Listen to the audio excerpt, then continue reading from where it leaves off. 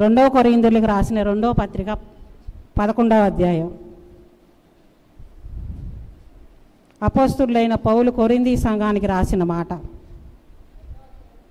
11వ వచనం. నేనేమైనను క్షమించి ఉంటే సాతాను మనల్ని మోసపరచకుండా ఉన్నట్లు మీ నిమిత్తము క్రీస్తు సముఖమునందు క్షమించి ఉన్నాను.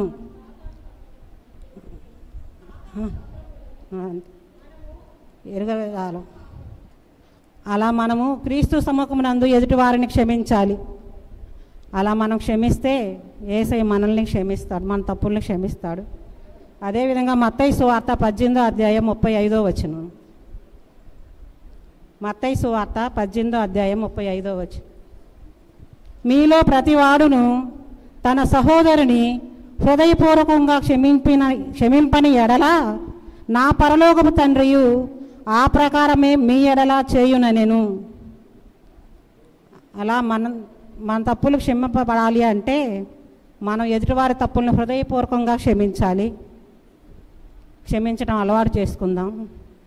ఈ చిన్న వాక్యాన్ని దేవుడు దీవించును కాదు.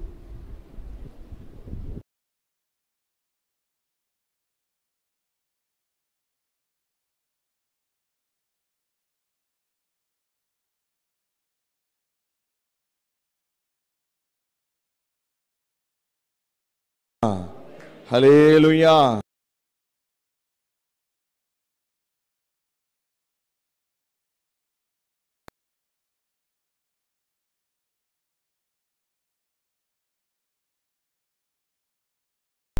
గురించి దేవుడు తన ద్వారా మాట్లాడే మాటను దేవుడు చిత్తానుసారంగా చెప్తారు. లూకా సువార్త 23వ అధ్యాయము 43వ వచనం అందరూ తీసి పెట్టుకోండి. లూకా సువార్త 23వ అధ్యాయము 43వ వచనం. దేవునామ స్తోత్రం. మీ అందరికీ నా వందనాలు. సమయం ఇచ్చిన అయ్య గారికి వందనాలు. సిలువలో పలికిన రెండో మాట. యేసుక్రీస్తు వారు సిలువలో వేలాడినప్పుడు యేసుక్రీస్తు వారితో పాటు మరో ఇద్దరు కూడా సిలువ వేయబడి ఉన్నారు. కావున లూకా సువార్త 23వ అధ్యాయం 43వ వచనము.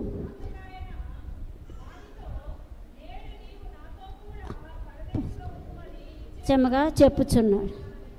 ఎందుకు ఈ మాట మాట్లాడారంటే యేసుక్రీస్తు వారు ఇద్దరు ఉన్నారు, ఇద్దరికీ కూడా నమ్మకం లేదు.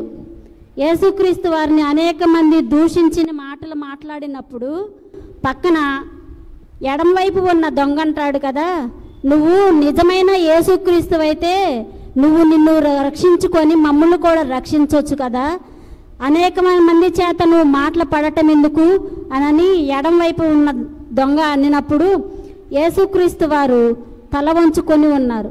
కుడివైపు ఉన్న దొంగని ఏమి మాట్లాడతాడనని చూసినప్పుడు కుడివైపు ఉన్న దొంగ ఏమీ మాట్లాడకుండా ఏమన్నాడంటే, నేను కూడా నీతో పరదేశంలో ఉండునని నిశ్చయముగా చెప్పుచున్నాను అన్నాడు. ఎడంవైపు ఉన్న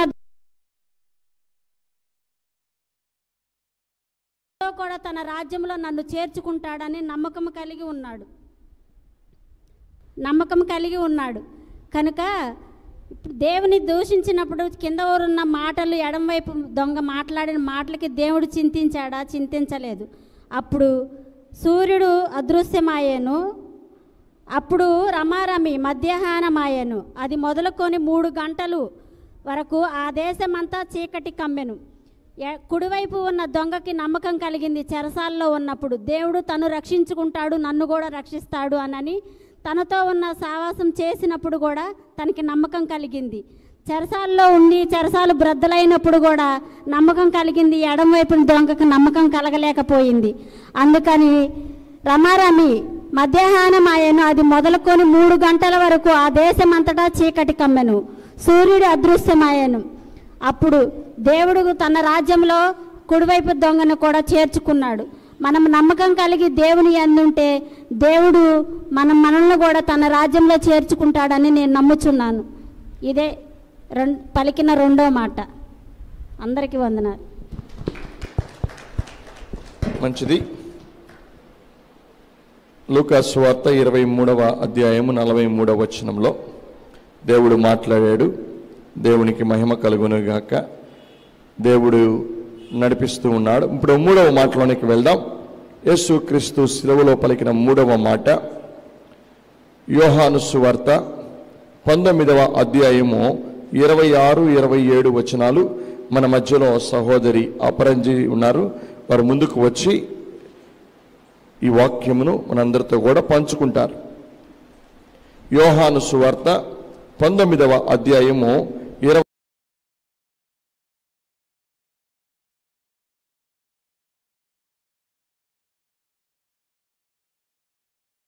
దేవాతి దేవునికి వందనాలు.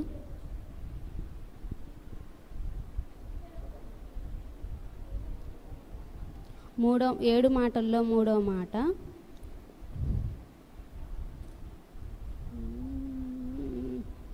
యేసు తల్లియు తను ప్రేమించిన శిష్యుడు దగ్గర యోహానుకు అప్పగించును. నా తల్లిని నువ్వు చూసుకోమని చెప్పాడు.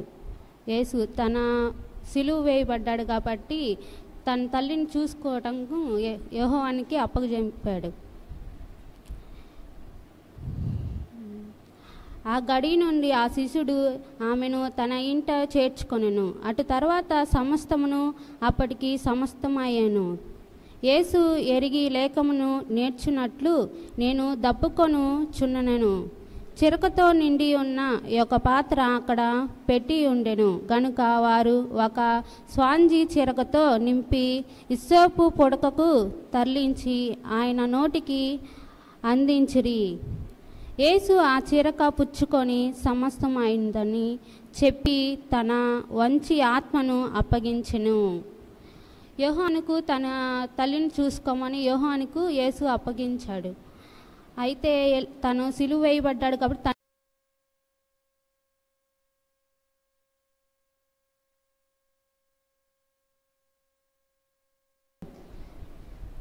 అయితే యేసయ్య సిలువ అయినప్పుడు ఎంతో అరికాలల్లో శీలలు కొట్టబడి తలన నుదుటనేమన్నా ముళ్ళకిరీటం తెగబడి అరిచేతుల్లో శీలలు కొట్టి అరికాలలో శీలలు కొట్టబడి ఎంతగానో ఈపిని దున్నబడ్డాడు. అయితే అందుకనో మన కోసం మన పాపాల కొరకు ఆయన సిలువలో వేయబడ్డాడు. అయితే మనం ఆయన పరిశుద్ధ దినాన్ని 7 మాటలు జ్ఞాపకం చేసుకొని ఈ చిన్ని వాక్యాన్ని దీవించునుగాక. మంచిది.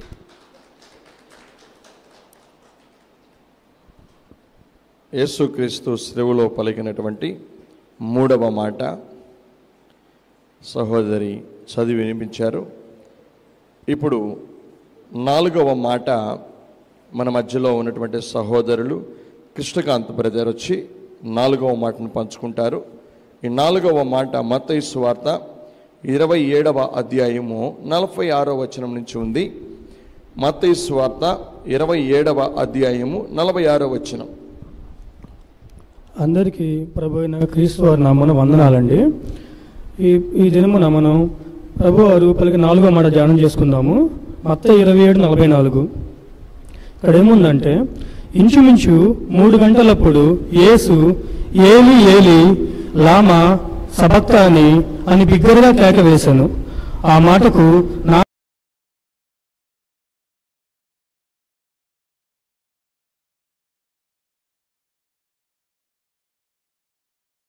ఈ మాటలకి కొద్దిగా వ్యత్యాసం ఉంటుందండి. మిగతా మాటలో క్రీస్తు ప్రభు అన్యుల గురించి మాట్లాడతారు. ఈ వాక్యంలో క్రీస్తు ప్రభు తన గురించి తన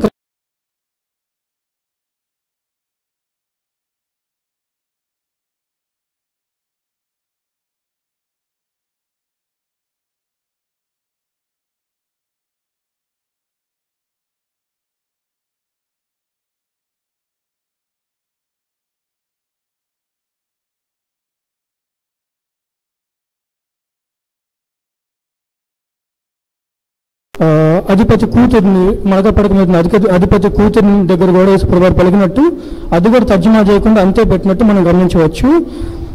ఈ మాట తర్జుమా చేయకుండా ఉండడానికి పరిశుద్ధాత్మ ప్రేరేపణ అండి. ఎందుకు చెప్తున్నానంటే, మనం పాత నిబంధన కాలంలో చూస్తే అండి, పాత నిబంధన కాలంలో అధ్యాయాలకు నెంబర్లు ఉండేవి కాదు.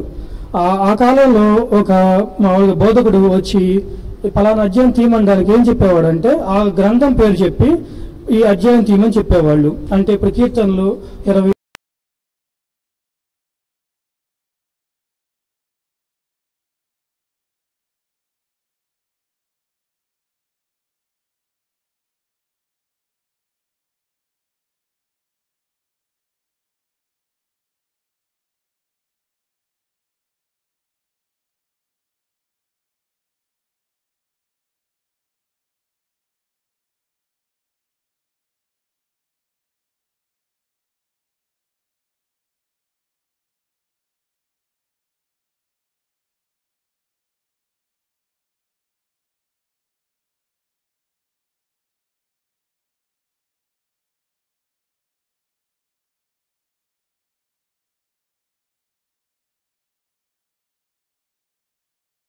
లో కనుక చూసినట్టయితే అక్షరానికి అచ్చుగుద్దినట్టుగా ఇదే వాక్యం ఉండిద్ది. ఇంగ్లీష్లో ఏముంటుందంటే my god why have you forsaken me అని ఉంటుంది. సేమ్ అదే వాక్యం ఇక్కడ ఉంటుంది. ఈ వాక్యంలో ఈ అధ్యాయం యొక్క ప్రత్యేకత ఏందయ్యా అంటే ఈ అధ్యాయంలో క్రీస్తు ప్రభువారికి సిలువలో కలిగే శిక్షను, సిలువలో కలిగే శ్రమలను ముందే ప్రవక్త అయిన దావీదు వారు బయలుపరిచారండి. కీర్తన 22:17 చదవరా, 17-18 చదవరా. నా ఎముకలన్నీ నేను లెక్కింపగలను. 16 చదవరా. కుక్కలు నన్ను చుట్టుకొని ఉన్నవి, దుర్మార్గులు గుంపు కూడి నన్ను ఆవరించి ఉన్నారు. వారు నా చేతులను నా పాదములను పొడిచి ఉన్నారు. నా ఎముకలన్నీ నేను లెక్కింపగలను. వారు నిదానించుచు నన్ను తేరి చూచున్నారు. నా వస్త్రములు వారు పంచుకొంచున్నారు. నా అంగీ కొరకు చీట్లు వేయుచున్నారు. చాలక దేవుడు ప్రవక్త అయిన దావీదు గారికి క్రీస్తు వారి మరణం నుంచి ముందే బయలుపరిచారండి. అంటే ఇప్పుడు అక్కడ ఎవరైనా కానీ ధర్మశాస్త్రం తెలిసిన వాళ్ళు ఉండుంటే క్రీస్తు ప్రభువారు చెప్పింది ఏంటో వాళ్ళకి కంట్లో కట్టినట్టుగా అర్థమయ్యేది.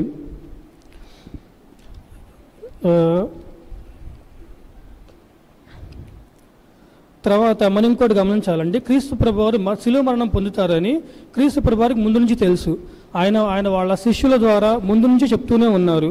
అలా చెప్తున్న మనిషి ఇక్కడికి వచ్చేప్పటికి ఎందుకు ప్రశ్నిస్తారు? ఒకవేళ బాధ వస్తే అరవచ్చు, కోపం వస్తే తిట్టవచ్చు, కానీ ప్రశ్నించకూడదు. ఎందుకంటే క్రీస్తు ప్రభువారు చనిపోతారని, శిక్ష పొందుతారని, ఇంత శ్రమ పొందుతారని కూడా క్రీస్తు వారికి ముందే తెలుసు. క్రీస్తు ప్రభువారు అది అక్కడ ప్రశ్న కాదు, కానీ క్రీస్తు ప్రభువారు తను శిలువ మరణం చెందుతారని ముందే ప్రవక్త అయిన దావీదు ద్వారా దేవుడు బయలుపరిచిన మాటలని అక్కడ క్రీస్తు ప్రభువారు మనకు బయలుపరిచారు. ఇంకొక మాట చెప్పి ముగిస్తానండి. మనం మామూలుగా ఈ క్రీస్తు ప్రభువారిని మనం శిలువ మరణం చేసింది శుక్రవారం అండి ఈరోజు. అది శనివారం వచ్చేసి మామూలుగా పస్కా పండుగ, దాన్ని పాసోవర్ అంటారు. అది మామూలుగా ఐగుప్తులో ఇశ్రాయేలీలకి మరణదూత ఎవరి ఇంటి మీద అయితే గొర్రె రక్తం రాసి ఉందో ఆ ఇంటి మీద నుంచి మరణదూత దాటిపోయి ఐగుప్తీయుల ఇంటి మీద, వాళ్ళ ప్రథమ సంతానం మీదను, వాళ్ళ పశువుల ప్రథమ సంతానం మీదను పడిందండి.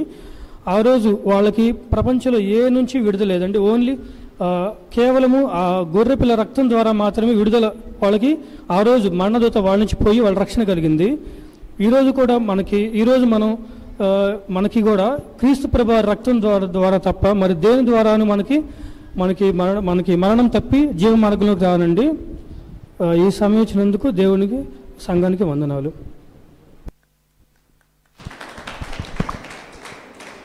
మంచిది. దేవుడు 4వ మాట చక్కగా సహోదరుని ద్వారా మాట్లాడాడు. 5వ మాట మన మధ్యలో సహోదరులు రవీంద్ర ఉన్నారు. వారు ముందుకు వచ్చి 5వ మాట మాట్లాడవలసిందిగా కోరుచున్నాను. యోహాను సువార్త 19వ అధ్యాయము 28వ వచనం. యోహాను సువార్త 19వ అధ్యాయము 28వ వచనం.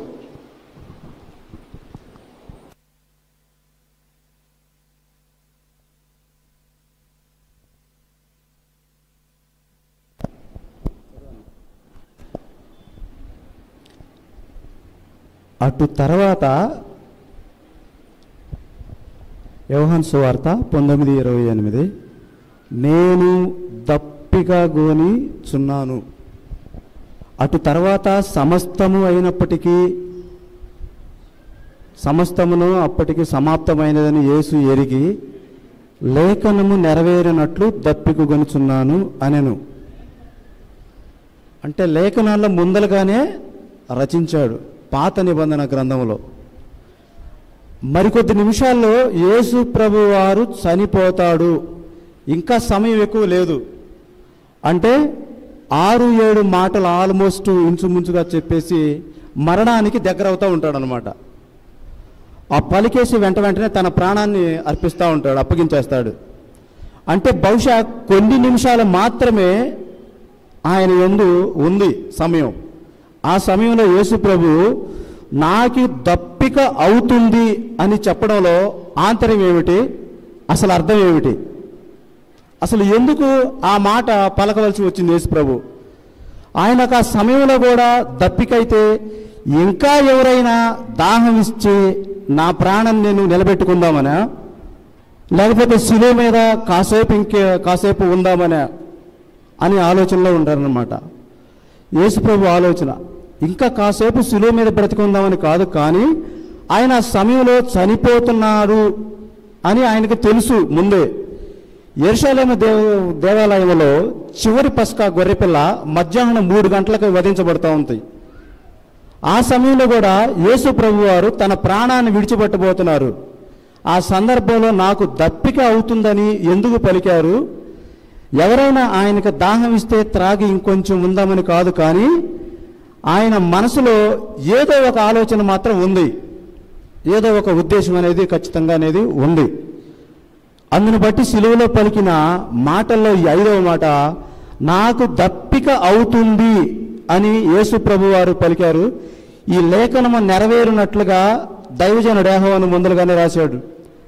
అంటే లేఖనాల్లో ఎక్కడో ఉంది, మనం చూస్తే 2 చోట్ల మాత్రం ఖచ్చితంగా అది ఉంది. ఆ మాట 22వ కీర్తనలో 15 చదవండి. 22వ కీర్తన 15వ వచనం.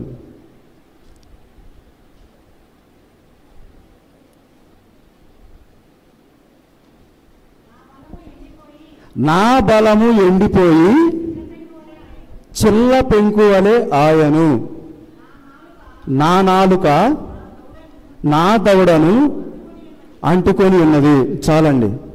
ఇక్కడ నా బలము ఎండిపోయి చిల్ల పెంకు వలె ఆయను, నా నాలుక నా దవడను అంటు పెట్టుకొని ఉన్నది అని యేసుక్రీస్తు ప్రభు వారికి శిలువ మరణానికి సంబంధించిన ఈ కీర్తన. కరెక్ట్గా ఇది చెప్పాలంటే అసలు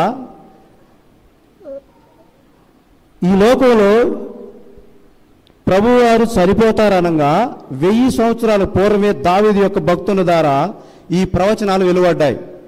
యేసుక్రీస్తు ప్రభువారు శిలువపై చనిపోబోతున్నారు అని, శ్రమ పొందబోతున్నారని స్పష్టంగా మనం ఇక్కడ ఈ లేఖనాల్లో చూస్తున్నాం. 2వ మాటగా 69వ కీర్తన 21వ అధ్యాయం 21వ వచనం.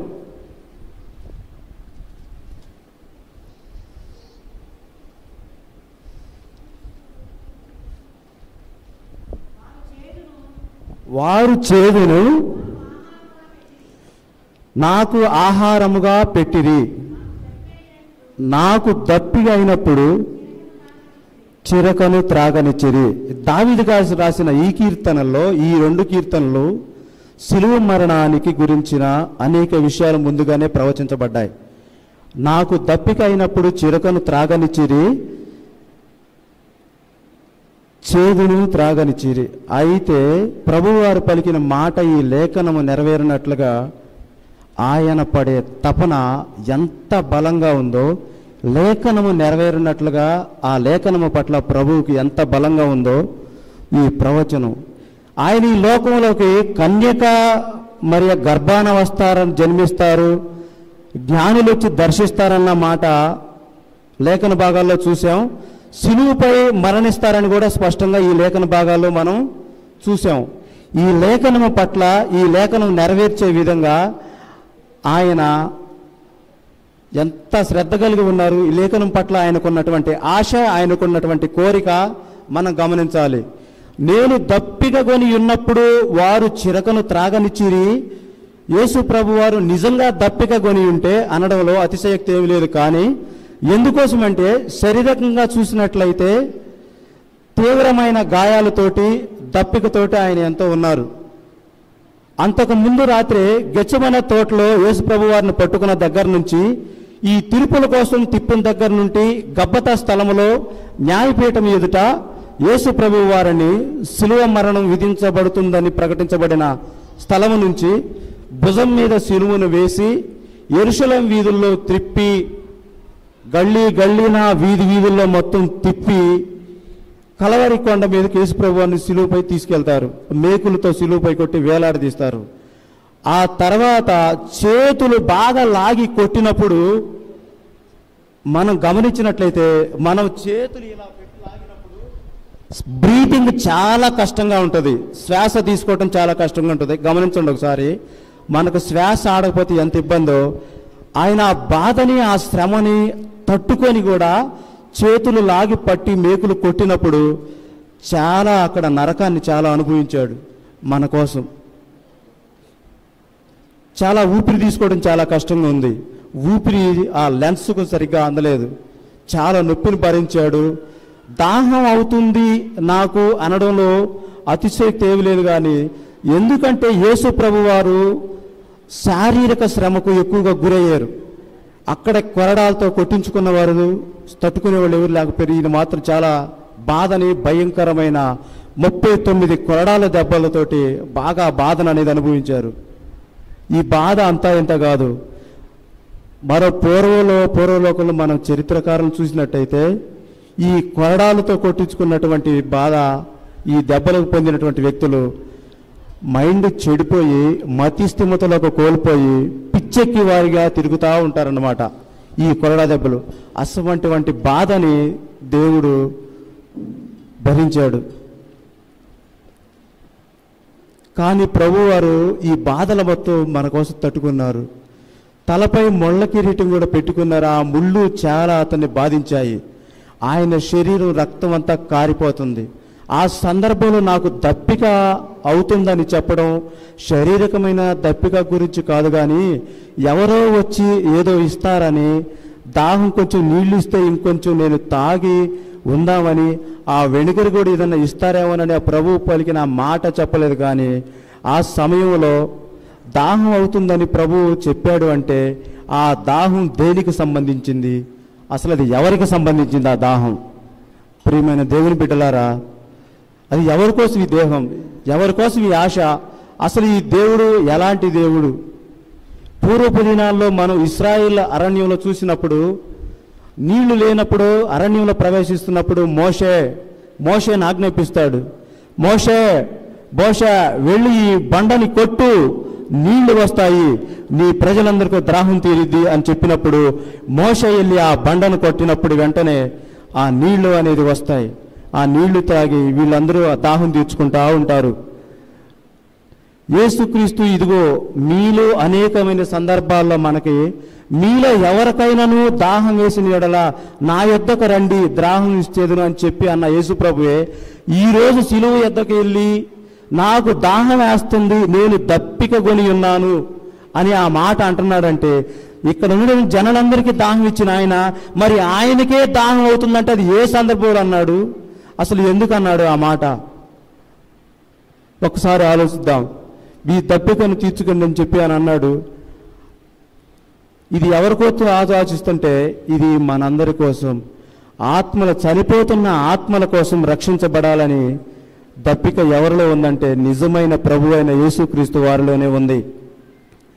అంత తీవ్రమైన వేదన, అంత తీవ్రమైన శ్రమ పొందుతున్న మనిషి కోసం, మన కోసం, మానవాళిని రక్షించడం కోసం యేసు ప్రభు భయంకరమైన శ్రమను అక్కడ అనుభవించాడు.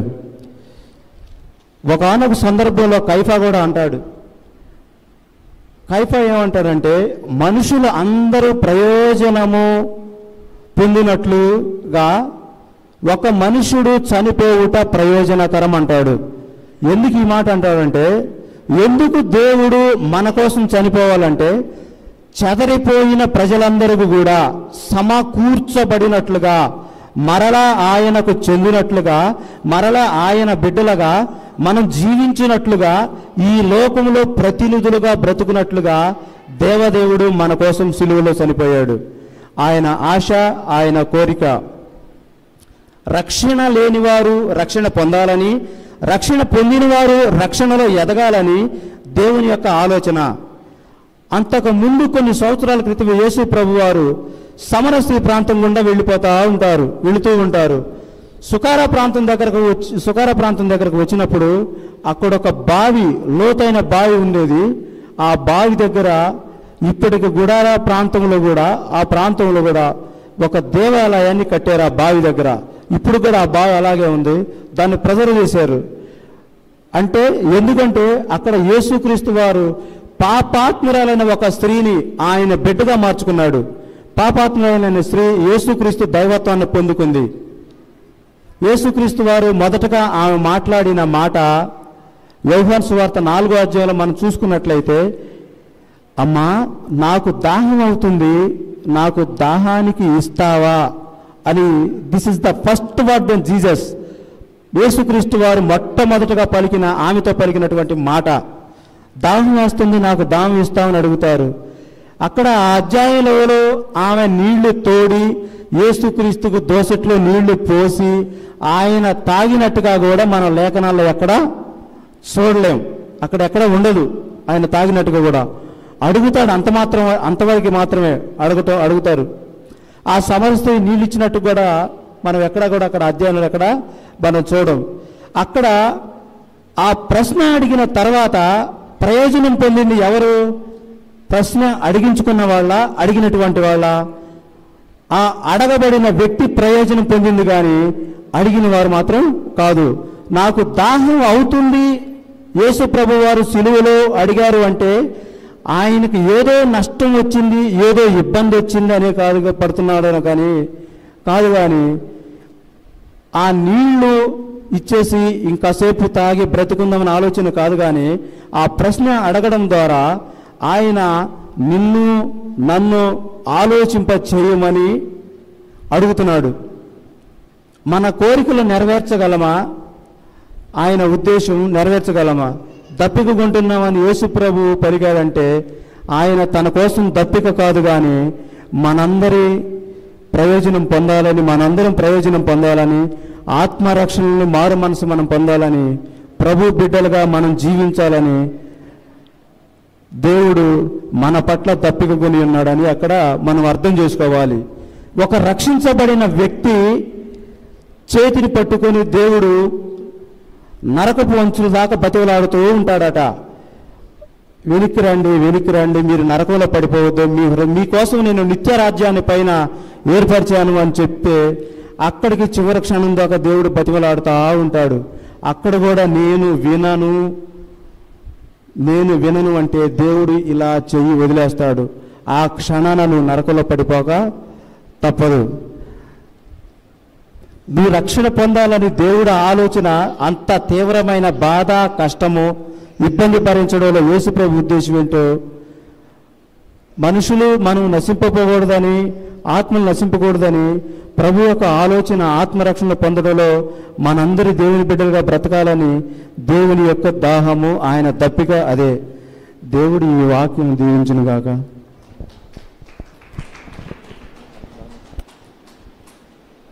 మంచిది. దేవుడు లోతుగా సహోదరుని ద్వారా మాట్లాడాడు. దేవునికి మహిమ కలుగును గాక. 6వ మాట సహోదరి ఎలిజబెత్ ముందుకు వచ్చి 6వ మాట తెలియపరచవలసిందిగా కోరుచు ఉన్నాం.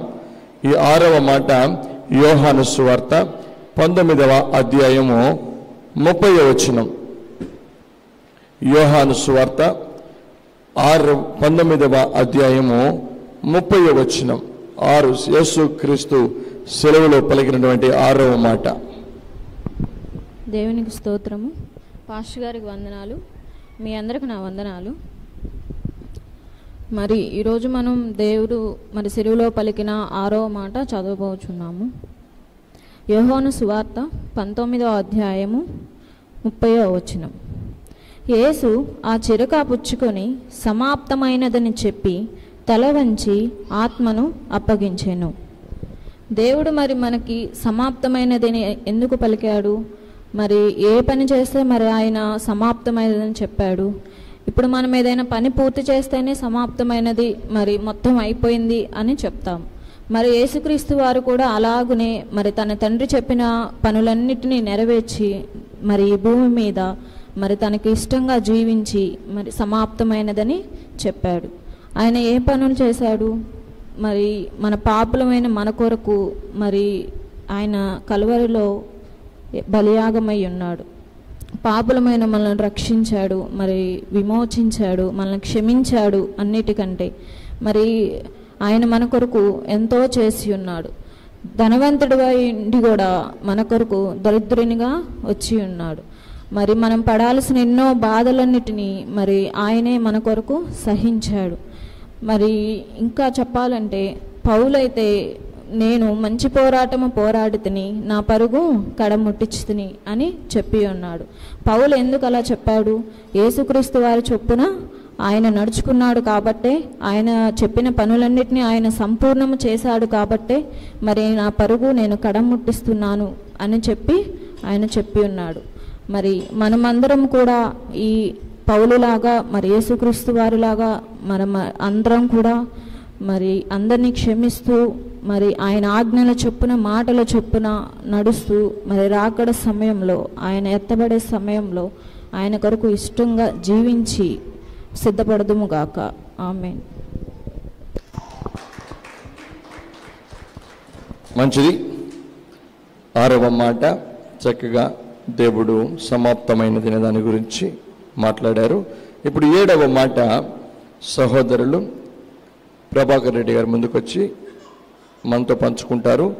7వ మాట లూకాసు సువార్త 23వ అధ్యాయము 46వ వచనం.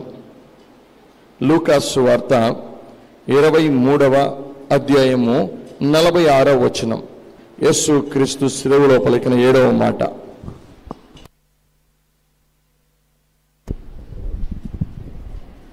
దేవుని నామానికి మహిమ కలుగును గాక.